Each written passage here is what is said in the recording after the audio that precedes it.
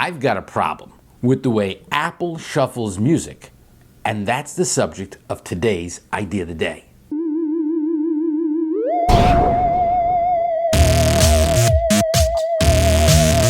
Ever since the early days of electronic music, and even going back to the early 80s when the first CD player came along, there have been features to pick a song at random. In fact, in 1984, when I got my first CD player, I was very impressed with the very notion that I could put in a disc with 20 songs and it would pick one at random instead of having to hear them in the same old order.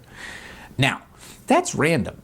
Apple calls theirs shuffle. And I have a problem with that because random and shuffle are not the same, or at least they're not in my book. And my definition of random is that if there's 10 items and I pick one at random, it might pick number 5. And if I then pick another one at random, it might pick number 2. And then if I pick another one at random, it might pick number 7. But then next time around, there's a pretty good chance it's going to pick one of the ones that it already picked, let's say 5. So that random means that you're going to hear some of the same songs, and you might not have even gotten around to song number 10 because it randomly keeps picking things, and you never know, it may not even pick your favorite songs. Now, here's the beef. When you have a playlist of, let's say, 100 songs, you expect to hear a playlist of 100 songs. That would mean that every one of the songs, it's like a shuffle of a deck. If you have 52 cards and each card represented a song, when you shuffle a deck, every time you play a song, you take the card and then you put it on the side. It's like taking a card. So that now there's 51 possible songs. It plays a song at random like a shuffle, and now it puts that in the played pile. You follow where I'm going here?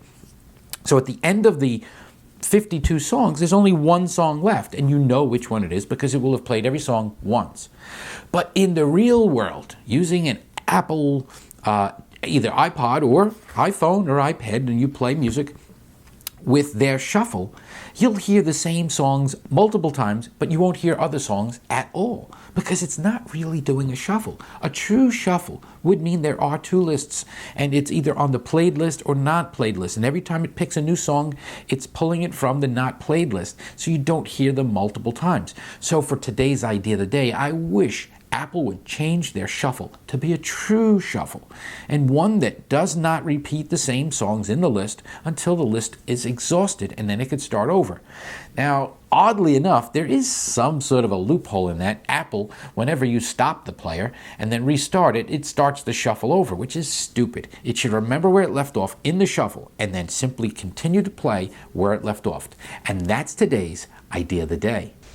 All right, so that's today's Idea of the Day. I hope you liked it. If you visit ideaoftheday.com, you'll see a new one every day. Every day. Yeah, some of them don't suck. And don't forget to subscribe. And you can see them here every day. Brand new one. And some of my videos don't suck either.